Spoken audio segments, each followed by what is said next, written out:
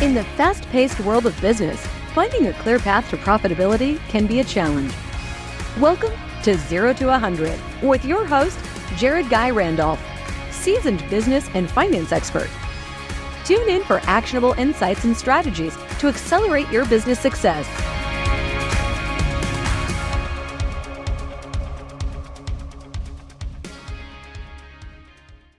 Hello, Accelerators. Welcome to another episode of 0 to 100. And today we have a really unique special guest. It's a little bit outside the box of what we typically do. I am very, very happy to introduce Deantra Hughes, who is the founder of Spare, a virtual ATM network that serves customers as well as you business owners and merchants. He was a contestant on Shark Tank, and guess what? He got funded by the one, the only, the Mark Cuban. The topics that we're going to go over today is how you as a business owner can become a financial service provider, drive more traffic to your business and get paid for it, and really do good by your community. For those of you who do not know me, my name is Jared Guy Randolph. I am the founder of BoxFi. We are the nation's leading payment consultant, providing business growth solutions through payment processing. And I'm very happy to share the network that I have built over my 25-year entrepreneurial journey to help you grow your business and become more profitable. Ladies and gentlemen, let's accelerate together. Deantra, thank you for joining us on 0 to 100. Well, Jared, thank you for having me. I'm actually very excited for this conversation today because it's a bit outside of the box of what we typically talk about, but it's still around financials and your business, what your business is doing to change the banking industry and how it could actually benefit the merchants, business owners, and entrepreneurs that are our audience. And what I want to dive into first is talking about how you are tackling what you refer to as the financial deserts and what inspired you to create your business model to really change banking for all Americans. Yeah, absolutely. So thank you so much for having me. And when I think about the problem that we're solving, there is a forgotten subset of the U.S. population, and it's surprising that roughly about 20% of the U.S. population still lives, really paycheck to paycheck, but they spend roughly 7% of their annual income just accessing their own money. And so there's an entire alternative financial services marketplace out there that generates about $100 billion a year on this demographic of the US population. And with our advances in technology, to us, it only makes sense that a company like ours would come along and be the bridge between these folks who are paying these exorbitant fees and someone who is banked like you and I, who never have to pay these alternative financial service fees. And so we're very excited that we've had a team that's dedicated to not only lowering the financial liability threshold for some of these folks, but also working on this growing epidemic of a banking desert that we've started seeing due to the digitization of finances over the past few years. So 7% sounds like a lot of money that they're using to access their funds. So what does that actually mean? Does that mean somebody who's going to Western Union to cash a check, or a check cashing business? Is it someone like that who doesn't actually have a traditional bank account? What's happening?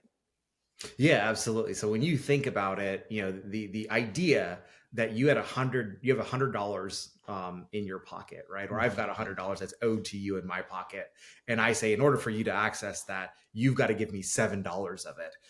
You would probably reach across the counter and probably choke me to death, right? Because that seems absolutely absurd. But we allow that to happen to marginalized communities and lower economically sufficient communities all across the United States. And that's whether we're talking about regular visits to the ATM, check cashing, MoneyGram, all of these types of places, even remittance, right? Where it's about us moving money inside of our community that has anything to do with anything other than digital transactions. And there's a pretty large portion of our population that deals outside of the digital platform because that's either whether they prefer it or the digital banks decided that they couldn't be part of that network, or for a myriad of different reasons. But our technology is designed to bridge that gap. So let's talk about your technology, which you refer to as virtual ATMs. And this is something I really want the audience to listen to because we are going to get to, after explaining how the business model works, how it impacts you as merchants who might actually be in some of these communities so you can serve the community and benefit from it. Talk to me about how your technology services first the consumer, and then we'll talk about how it services the merchants. So when we look at how our technology supports consumers today, um, you would log into your digital wallet, any digital wallet that's currently carrying Spare as a partner. And right next to that Find ATM button, you should see a Request Cash button. And what you're going to do is you're going to press that button. You're going to tell our system or our network how much cash you're looking for. And Mhm. in real time, we're going to give you the local options in the form of your bodegas and small businesses that are within a specific mile radius and 5 or 10 mile radius that you can go in and you can access that cash. Once you select that location, you're then going to submit that request. You basically put that cash on reserve for anywhere between for about 10 minutes or so. So you're going to walk in with your phone and probably an ID card. You're going to authenticate that, go directly to the register. You're Mhm. going to authenticate with your phone. The merchant's going to verify your ID. They're going to hand you cash and you're going to go on your way. And that's one of the most used services inside of the virtual ATM today. However, we're starting to see a lot more adoption with the cash in requests as well as check cashing. And then later in 2025, we're going to see some additional services such as bank account opening. So we'll be able to pair you with the best bank for your circumstance Mm. directly at a local POS inside of your favorite bakery, deli, pharmacy, what have you. Okay. So let's say I'm a consumer and I want to access $20 or $100, and I'm using your application to do that. And I'm walking into a local merchant, like a local grocer, and walking up and saying, "Hey, here's my ID. Here's the application. I want to withdraw the $100." They're going to give it to me from the register. Where is that $100 coming from if I'm unbanked? Yes. So when we consider the unbanked demographic, one way that they basically utilize Spare is this built-in digital wallet. So if you're going to Spare's platform and we're accepting you on as a user, if you're coming Mhm. directly to us, Mhm. we're effectively funding it into a digital wallet. So that funding source might come from your prepaid debit card or from a check that you issued through us from cashing.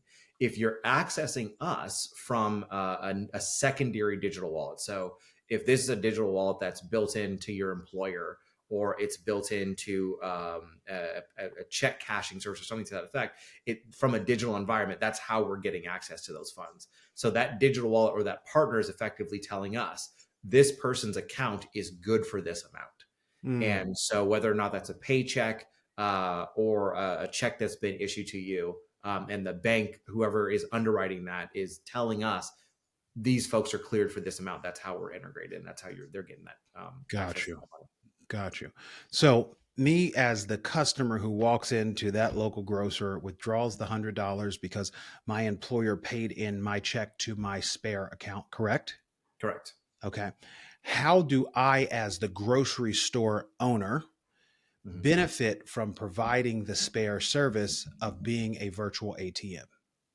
So when you consider the benefits for businesses in and of themselves, so we have quite a few here. So right off the front, we're looking at driving foot traffic. So someone's coming into your store, right? And so and they're going directly to the register. So some of those last mile transactions, whether you've got cookies on the counter or something like that, more enticing because they're right there up front. So Mm. the first thing is traffic through the door. On every one of those transactions, you're going to get, if there's a fee assigned to it, you're going to get a portion of the fee. And so a little bit of revenue generation there. Also, if you're able to sell them something while they're at the counter, fantastic. There's a little bit of sales that Mm. comes along with that. Then the fourth major benefit is that the cash that's leaving your register, that would have been cash that you would have had to take to the bank, right? So whether Mm. or not you are a small business and you're walking that cash down to the bank yourself, or you're a larger business where you're hiring a hard car service like a Brinks or a Gartner or a Loomis. Whereas in today, we know that small businesses across the U.S. spend anywhere between $300 to $1,600 per month just managing their physical cash. So Spare becomes a service that offloads that cash for you. And one final, which is the fifth benefit that we think is probably the most important, is that by merchants engaging in these transactions, they become financial pillars of the community. So if you are a cheaper alternative or for consumers to access their finances, there's a little bit of coalescing of the community around you, because you are helping to recirculate cash in the community at a much cheaper rate, and in some cases even free. And so that's a benefit that people want to have around, and that's a business that they want to stay in their community. So, you know what's interesting? I think it was in the late 60s that ATMs were created. And they were created because a lot of the large retailers had noticed that their customers were coming up to the register, not having enough money to buy what they wanted to buy in terms of cash in hand. And they created this so when you go to the Walmarts of the world at the time, you could withdraw that $200 to buy $200 worth of goods that when you were only coming in there with $50 in hand. So it really benefited the merchants in such a major way. And to your point, they were now in your store and they were buying more items because they were withdrawing that cash from the store. But the provider of the ATM or the bank was making the money. So this is now putting it in the merchant's hands where the merchants can earn some type of fee by distributing the cash. And then the customer is buying the product, potentially buying product from them because it's not a guarantee, but potentially because they're already in the store. And you're not paying credit card fees on it because it becomes a cash transaction. So you're getting paid to provide money for someone to potentially buy something from you. Kind of brilliant. How in the heck did you come up with this idea? Well, and I appreciate the compliment. Thank you. The team has worked really hard to try to figure out, where are some of the loopholes that exist in the current financial services system. And one of the places that we found that didn't have a whole lot of competition was the ATM and the cash transit space. And so it was really about our team looking and saying, well, where is some opportunity where we can insert technology and offer the maximum amount of benefit to not only the consumers in the ecosystem, but also the participants. And going back to one of the things that you had just mentioned, that traditionally the credit card companies and the payment processors are the ones that made a bulk of the transaction fees when these transactions had taken place. And so when we looked at it, we said, well, can we help eliminate a lot of those players? Right. And so if we eliminate those players, do we eliminate a cost structure in that fee structure that doesn't actually need to be there? And so when you do that, when you eliminate and you trim the fat basically on that fees, you see that you can drop fees down rather substantially. So when you consider that the average ATM fee in the marketplace today is about $4.97, the average fee in Spares Network is $3. And we still have a long way to go, but what we've started to do is introduce competition into the marketplace because of saturation. And when that happens, merchants are still going to make some money, but the consumer on the end is going to benefit because they're no longer paying almost $5. And that 7% that we talked about earlier, our aim is that if we could even knock 2% off of that alternative financial services cost, we're saving folks a substantial amount of money on an annual basis. So you had mentioned that they're paying the consumers who are unbanked are paying about 7% of their annual income to access their money. You had mentioned a number that for money transfer, for cash transfer, that business owners are paying the banking system to transfer that money to the bank. What was that number? So business owners, what we found since COVID is that businesses were spending anywhere between $300 to $1,600 per month managing their cash. $300 to $1,600 a month. And what do those management costs cover? That $300 to $1,600. Yeah. So generally, and we went to, if you go to some of the websites like a Loomis or a Garda, they'll have a calculator there. And so depending on your business type and the amount of money that you deal with, they have a calculator there. So feel free to go ahead and check those numbers because a lot of our numbers came from their websites. So we use their tools, but what it comes down to is it has a lot to do with the transit of the cash, the storage. If you're using something like a smart safe or a cash recycler, Mhm. In cases where you're a small business and you just have that little blue baggie that you carry to the bank, you're talking about man hours and loss of business hours at Mm. the end of the day, right? So what you're committing to make sure that cash safely gets to the bank. One of the things that I didn't mention, and I guess it's kind of the hidden sixth benefit of Spare System, is once that customer comes in and they take that cash from you, we instantly deposit it into your account. So these are almost de facto like instant cash deposits that are being made by these consumers. So it's almost to some degree, we kind of like use the Uber model for cash deposits for businesses. So I'm always really gentle when I say that, but that's kind of what ends up happening. When that customer comes in, you end up with that money in your bank account. So the customer withdraws from their app, their Spare app. They pay a fee on that. A portion of that fee goes to the business owner. The business owner hands them the $100. Now that when they're that $100, they're not handing them. Let's say I think you said it was 3% is the fee that they're paying.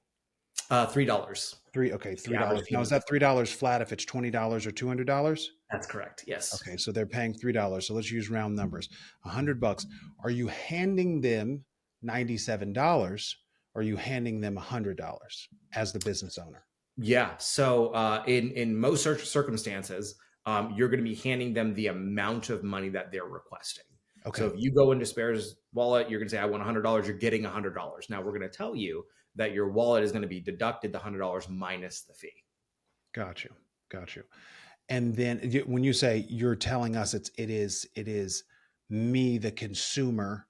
If I'm requesting the money, you're deducting it from me, correct? That is correct. Yes. Okay. And then the business owner, I'm sitting, I own a retail shop on Main Street and I give somebody $100. The minute that I tap on my system that I gave them $100, you instant transfer that $100 to me as the business owner.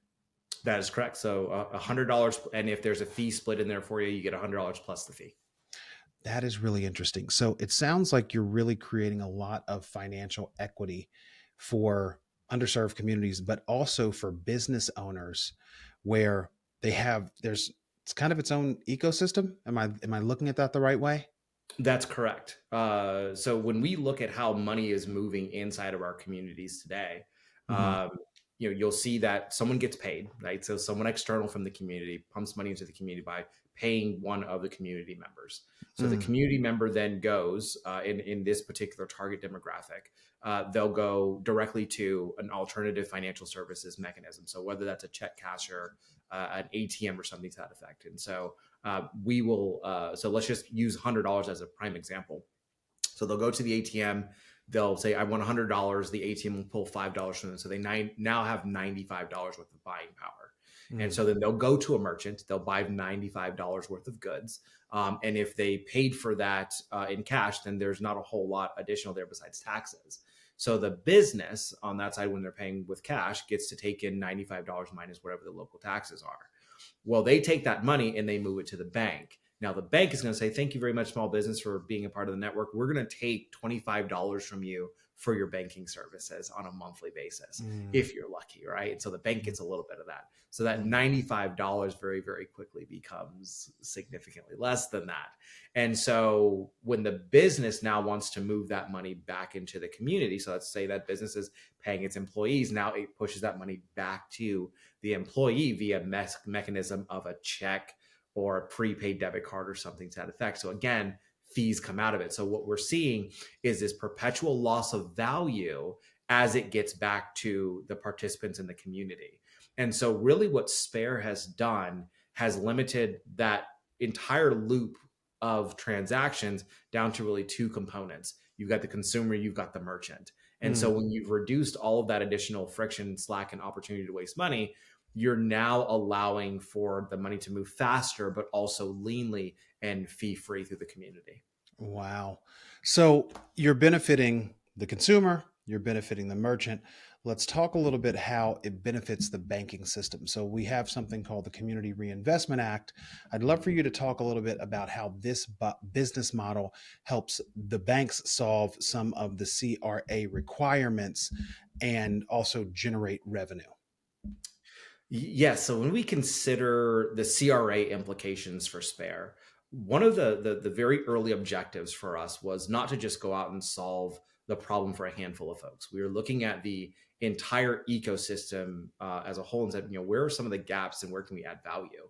And the early work with the virtual ATM had us questioning whether or not the Community Reinvestment Act requirement could be filled from a services requirement, just like a traditional ATM does. Mm-hmm. And so we were very fortunate at the beginning of this year. We went out and we got some legal opinions drafted for us that indicates that yes, indeed, these virtual ATMs, just like physical ATMs, enhance the service abilities and geography for banks. And so when we're talking about under the CRA requirement, that kind of rating, as of right now in these early stages, the virtual ATMs would qualify for CRA credit.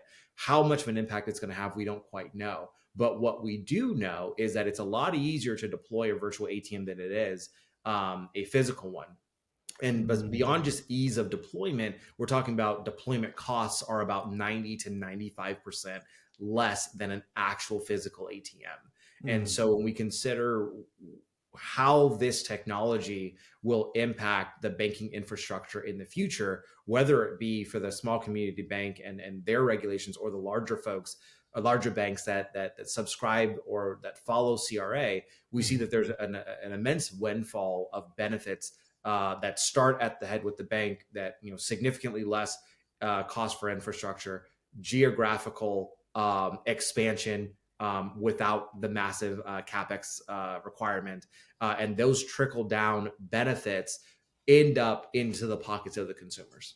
Very interesting. So, how are you working with banks on your platform right now?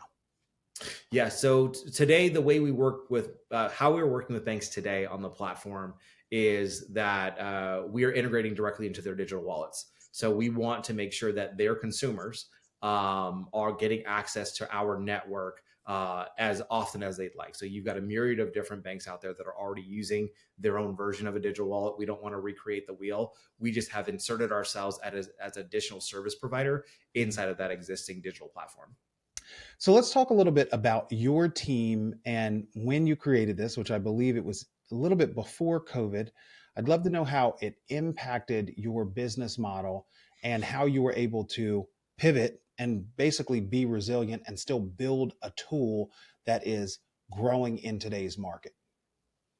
So when we think about just the evolution story of this company, I think we are a very we are a good story around resilience. The one thing that our team has learned to do and survived is the really tough times in the marketplace.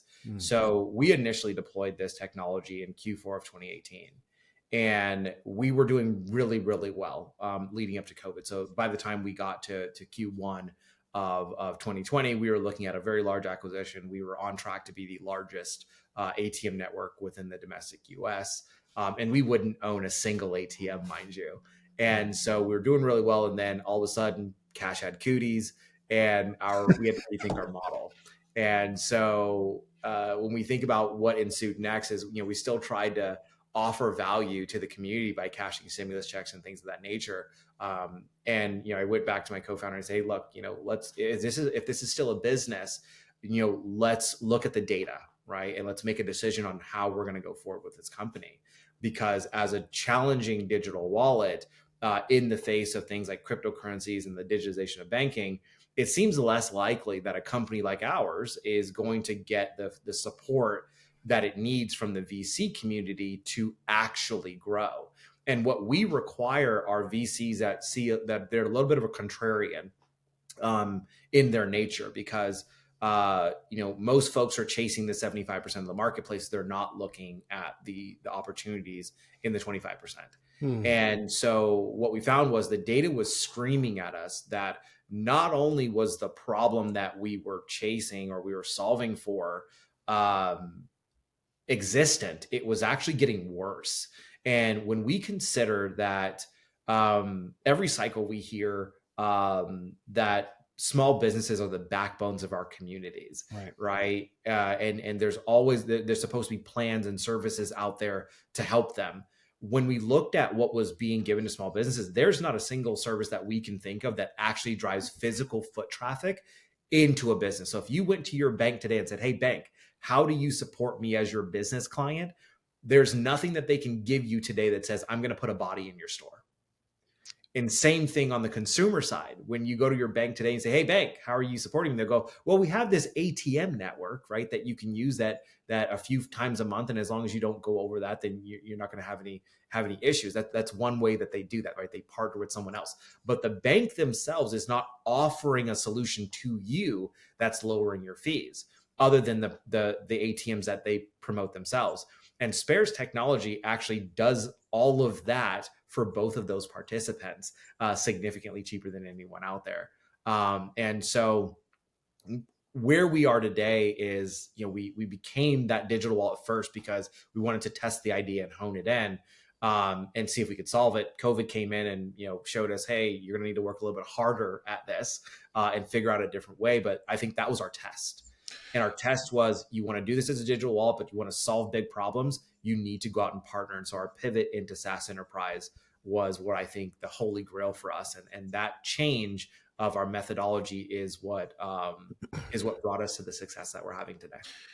So let's talk about the misconceptions around cash and digital wallets, and have you encountered many? And if so, like, how have you overcome it? And what are some of the data challenges? Like, one thing that I'd like to understand with that question, this is a two-pronged question, is cash availability for the merchant to be able to extend cash. Like, how are you tracking that? It sounds like there's got to be a lot of coordination in here if I'm a merchant who's interested in signing up for this program. Sure.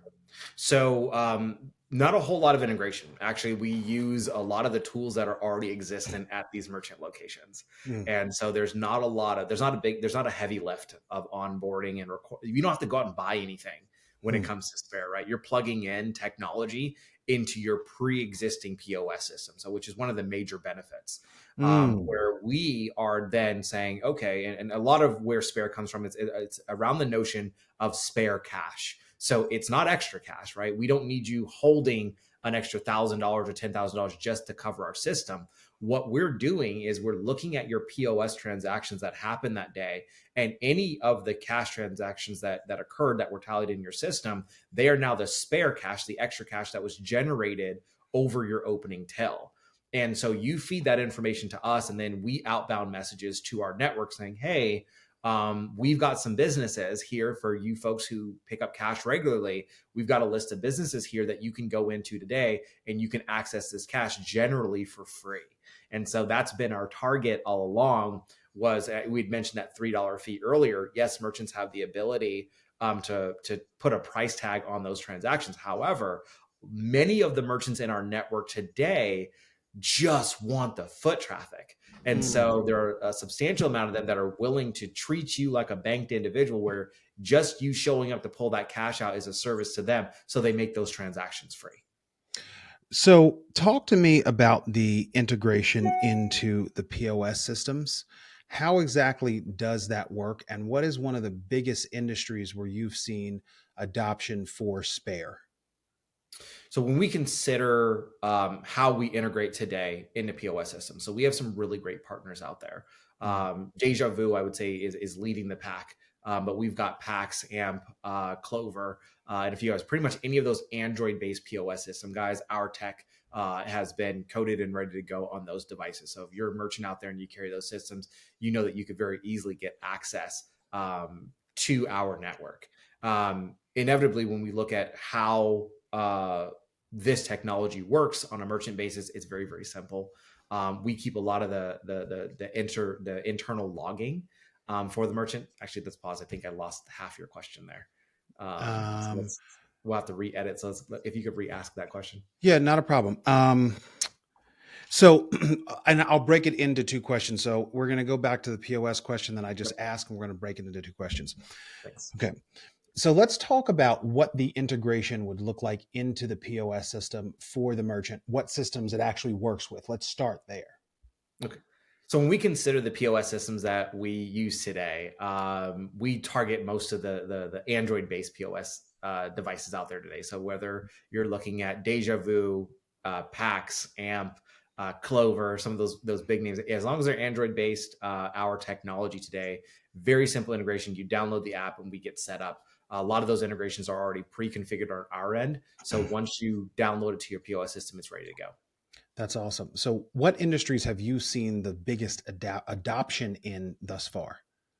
So the largest industries that have been drawn to us are predominantly driven by our partners, but we see a lot of coffee shops, a lot of bakeries, so places of convenience, and then we're seeing a large batch of coming in early 2025. We're seeing a large batch of gas stations and convenience stores that are going to be Mm, added to Spare's network by the way of an integration.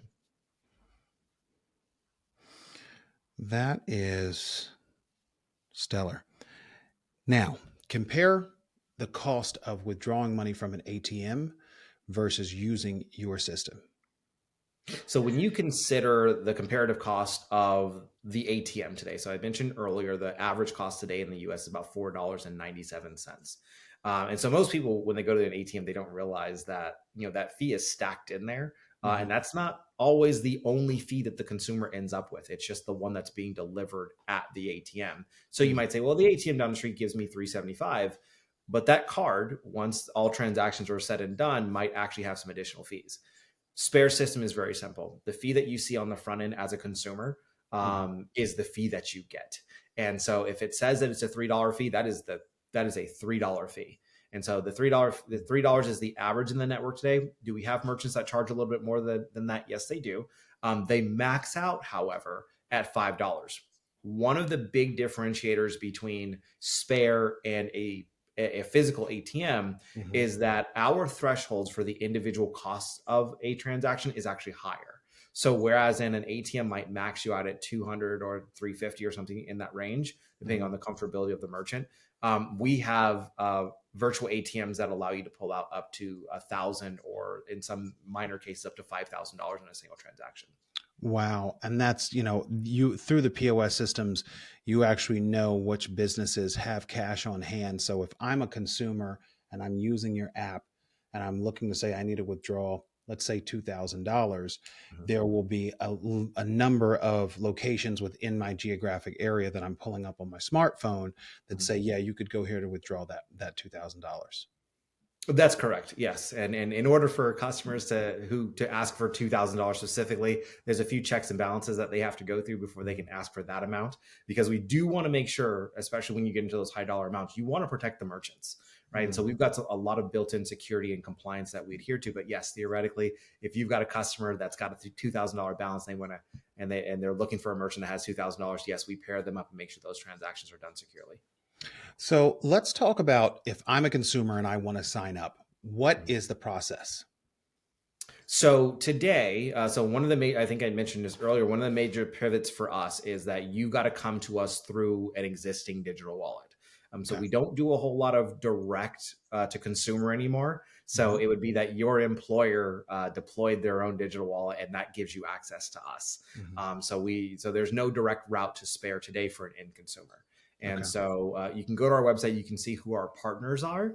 And as long as you're doing business with any of those partners, that's actually how you access us on the consumer side of the equation. So give me an example of maybe 2 or 3 different partners that you have on the platform right now. So our technology is being integrated into a small partner, or I should say small partner, a rather large partner by the name of Green Dot. So you might be familiar with them, where they have Walmarts and Dollar Generals at their disposal. So you'll see us primarily in that wallet. We're still testing with a few others. So unfortunately, we can't tell you who those are now. We are locked into NDA. There are about several other clients. I think as we get into early next year, we'll be able to discuss those more openly. So if you're part of those wallets, you know them already. I think it's about 12 million users across the US today are supported in that group of wallets. So you're already working with Dollar General and Walmart right now? So via a partner, via Green Dot. So those locations will be available early 2025. Excellent. Okay, that is. So if you are a merchant and you want to sign up for Spare, what is the process? Yep. So one of two ways. You could head on over to the website and book a demo with our sales team, Hmm. or a much easier way to do it is you can go to the person that sold you the credit card services that you have at your register, Hmm. and you reach out to them. So the ISO partners, the independent sales organizations, those guys have direct access to us. And this is another one of those methodologies where we do, as much as we enjoy the direct merchant relationships, it's the ISOs that come in and that manage a lot of those for us. And so either one of those two routes is how merchants get to us today. That is absolutely just phenomenal. I'm blown away with this because you don't typically see something so unique in banking that is not advanced level or geared towards someone who is a higher income earner. This is some very interesting democratization that you're providing in the banking industry. So kudos to you. This is really great. So talk to me about what your vision for scale is and what Spare looks like in the next 24 to 60 months. Yeah. So when we look at how we want to scale and what's on our plan, so as of right now, we've got a little over 7,200 locations across the U.S. Okay. However, our partnerships that are lined up would add roughly about 150,000 locations to Spare's network over the next year. And so, one of the things that we're very, very excited about is the ability to expand one very, very quickly with our partners, but also grow a network that has meaningful impact and very, very quickly across the US. And so a lot of your major cities, especially across the South, we're primarily targeting cities, counties, states that have a higher degree of folks who are part of the demographic that we're servicing. And Mm. so you're going to see, a lot of metropolitan city centers, some rural areas that pop up as the Spare locations grow across the U.S. And so when we look into the next, 2 years or so, we've got some fantastic partnerships. Unfortunately, I can't talk about them yet today, but they are going to dramatically expand the network for access and movement of cash across the U.S. We have some very encouraging bank partners that are looking at this technology and realizing that it solves a very real need, not just for the traditional banking space, but for the banks as they plan to continue to grow in general. Mm. And so we're very, very proud of the fact that we're not just looking at solutions that are going to solve issues for folks who are financially well off. We have developed a system that's designed to be plugged into the ecosystem of the existing banking world and bring more people into it as efficiently and as cost effectively as possible. God. Well, you are solving a big problem, and kudos to you. And this is incredibly appreciated for what you're actually doing for all communities. Great work, man. Great work. Thank you. So, Deantra, we're going to move into the rapid fire section. Simple, easy answers. You ready to go? Let's do it. Coffee or tea? Neither.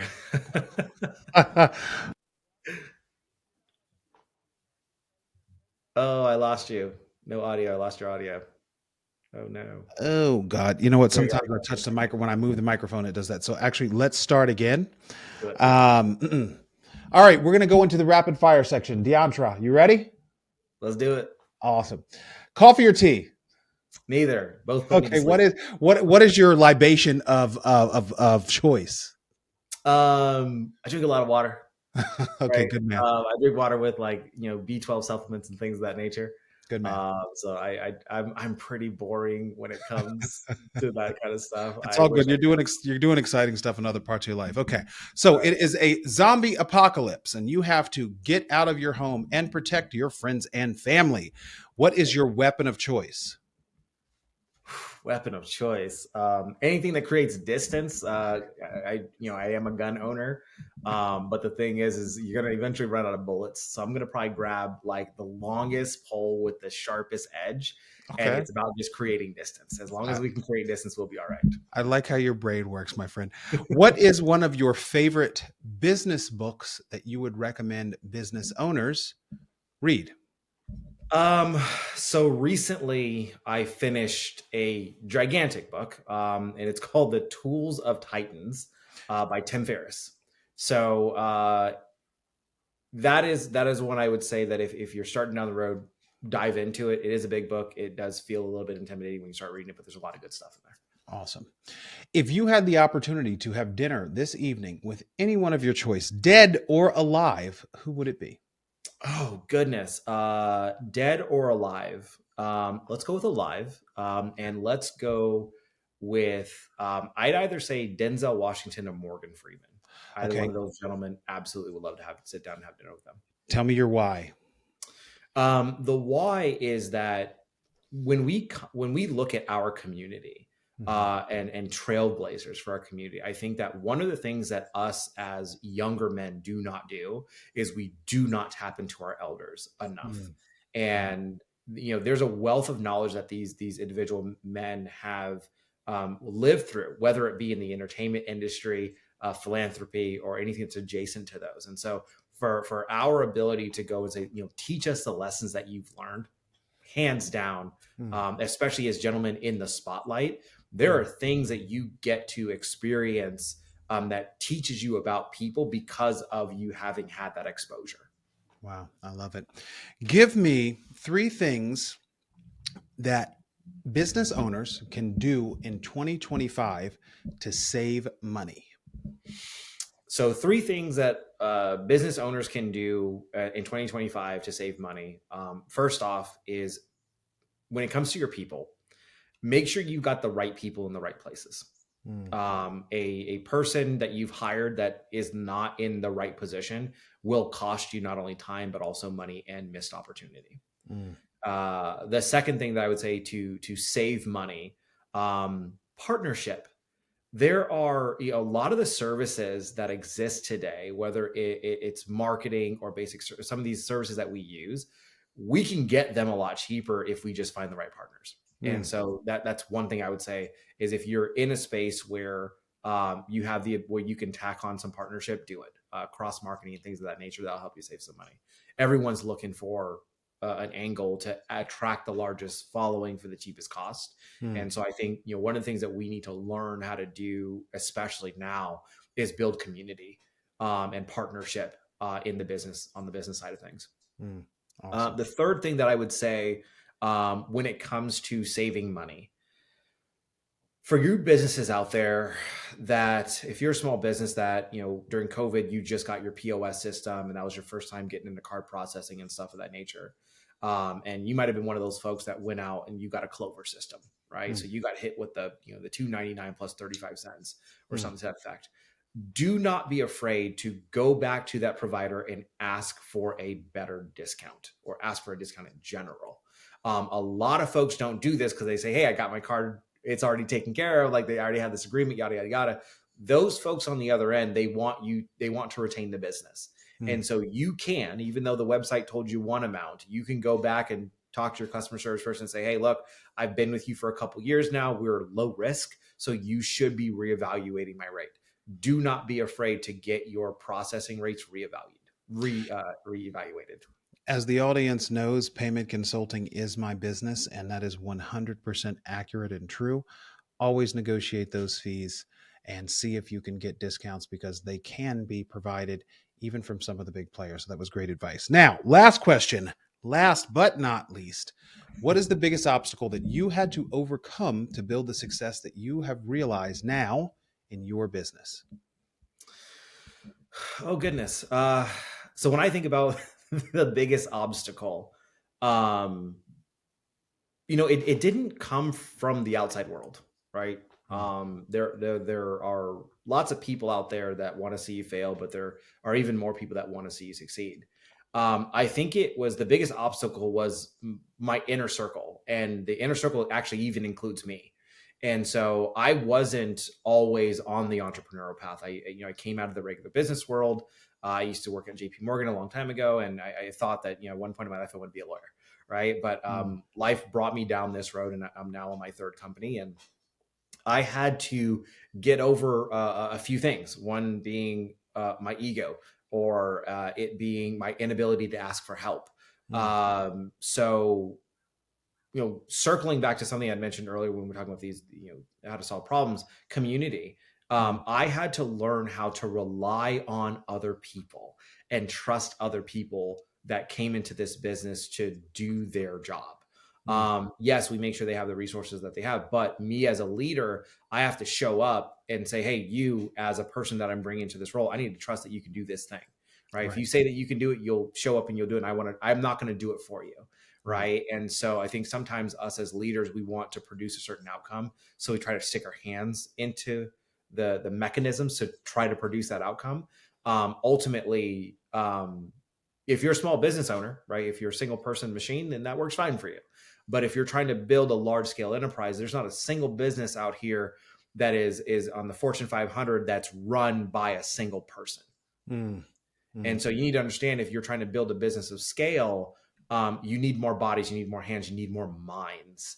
And so I would say the toughest thing that I had to do is realize that regardless of what my background was, that even though I was sitting in this captain's chair, there are a lot of people that I rely on in order to make sure this business runs. And I have to put my faith and my trust in my team that they're going to deliver.